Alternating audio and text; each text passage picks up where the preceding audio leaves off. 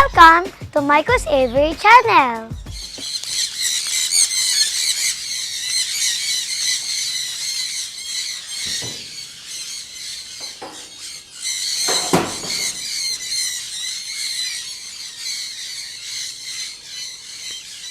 In today's video, our topic will be the breeding enclosures.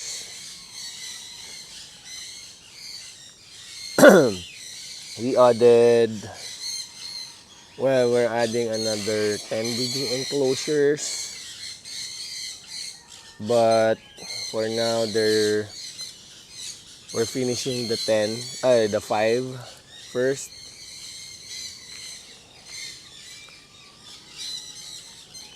So the length of the cage is 8 feet. 8 feet by 4 feet by 4 feet. So for our overseas followers, you just have to convert it into meter. But here in the Philippines, we're quite used to the feet. So this one is for the fruit and vegetable access. You just have to throw it in there. And in the middle, that's the door. So why there? The door is not for everyone. It has to be for my size only. If you have a bigger size, you won't fit there, so you have to rebuild it. But the point is the door is in the middle, so that when I go inside and like put the perch or get the breeders, they only have two options. They go left or right, up or down, but never to really swoop in on that door. Well, that's what I observe with parrots. I'm not sure with other birds who used to fly downwards. Because parrots, they usually fly sideways. Okay? Again, this is for the fruit access. So I just have to throw it in and I don't have to go inside. And for... Wait, let me get a sample. I'll get something, a cup. And for the feeder, here's the feeder. Yeah.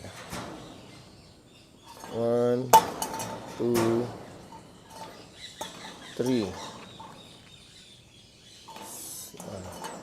So you can see there's a space between here and here. There's a spacer here. Why?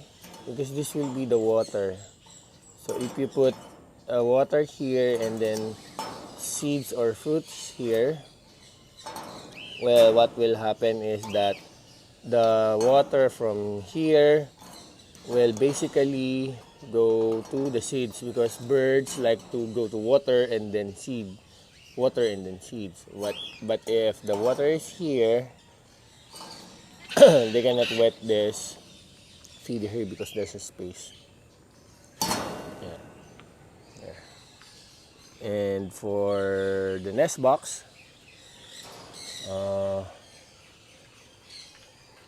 we have an access door here.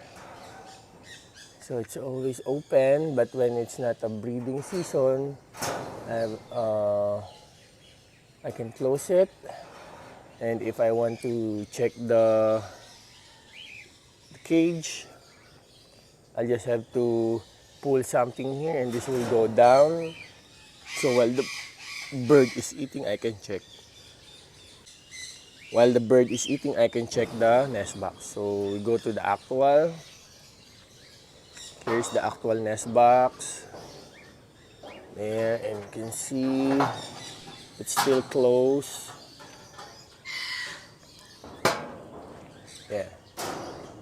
So I have a lock here, which I put here. There's a lock. That's box. And then feeder. So you can see the nest box is fairly secure from getting out, the birds getting out, and the snakes getting in. So we have a few cases of snakes getting in here through that hole. So with this design, well, a small snake can do it, but normally the big snakes, this size pythons go inside. As for the roof, so here is for the working area, and so that I put a rain stopper here so that the rain won't penetrate this area, saving the food from rain. And also I have a perch here so that when it's raining the birds can stay here, safe from too much rain. So for me, this is the best type. So a portion here, it's like 3 feet, and then there's a perch here where they can, if they want to take a bath from the rain or do a sunshine bath, they want to be exposed to the element, they just stay here. But if it's raining, there's another perch here, so they transfer to this end so they won't get wet.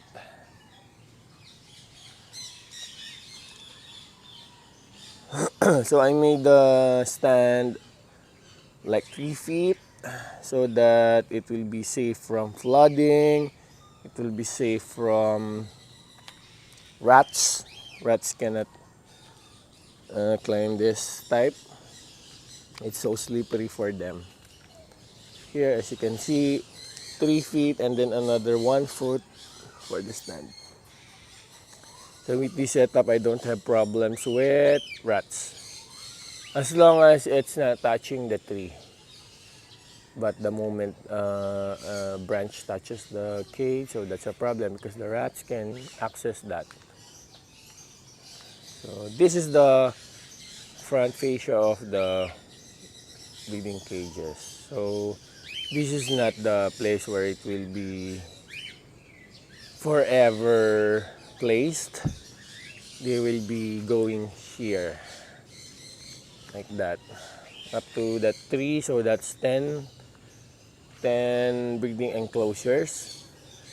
So it will be a continuation of the breeding cages or breeding pens. So I have here like 11, 12 plus 10, 22. So we're going to pair more eclectus, more umbrella, and more surprises.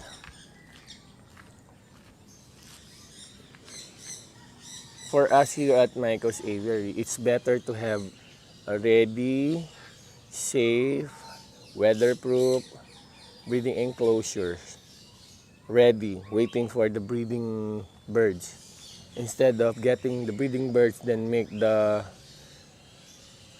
breeding cages or breeding enclosures no good. So that's it. Please do like and share the video so we can all learn and share our breeding journey together. If you have comments, suggestions, questions, you can post it under this video, and hoping to hear from you soon, guys. So we are Myko's Aviary, located here in the Philippines. We're from the province of Bulacan. There you go. I have another portion here.